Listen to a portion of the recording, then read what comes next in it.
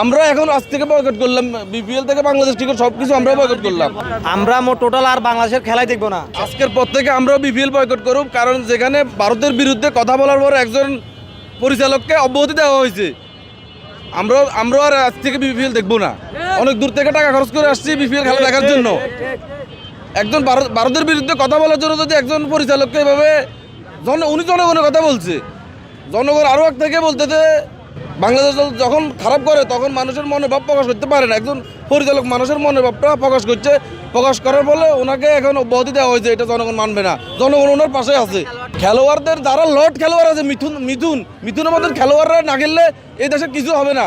মিথুনের মতন খেলোয়াড়ের কারণে আজকে দর্শকদের এই অবস্থা। আমরা এখন আজ থেকে বয়কট করলাম, বিপিএল থেকে বাংলাদেশ টিকিট সবকিছু আমরা বয়কট করলাম।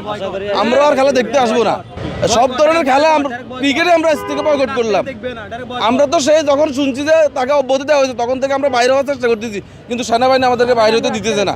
সেনাবাহিনী আমাদেরকে আটকে রেখেছে। পরে এখন যখন দ্বিতীয় ম্যাচ হবে না তখন আমাদেরকে এখন বাইরে করে দিচ্ছি। আমরা টোটাল আর বাংলাদেশের খেলাই দেখবো না।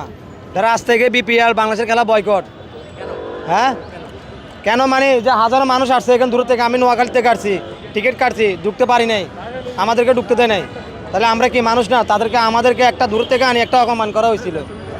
তাহলে এই যে বাংলাদেশের খেলোয়াড়রা এখন খেলা দেখতে যারা তারা তো মাঠে আসেনি, খেলোয়াড়রা আসেনি কেন তারা জানে। আর এরা না খেললে বাংলাদেশ জীবনে একটা ট্রফি আনতে পারে না বাংলাদেশে। তারা বড় বড় লিগসের কথা মারে। এরা সব ভারতের দালাল। আমরা চাই না বাংলা মাঠে যেন ভারতের দালাল না থাকে। আমাদের ভাই দেখেন শরীফ ওসমান হাদি ইসলামের পথে কথা বলতো, বাইকে আসে শহীদ করা হয়েছিল, এখনো বাইরের বিচারটা আমরা পাই নাই। তাইলে বাইরের বিচার পাইছি আমরা। সব হলো ভারতের দালাল বাংলাদেশে ভরে গেছে। আমরা এখন বাসা চলে যাবো, কি করবো আর।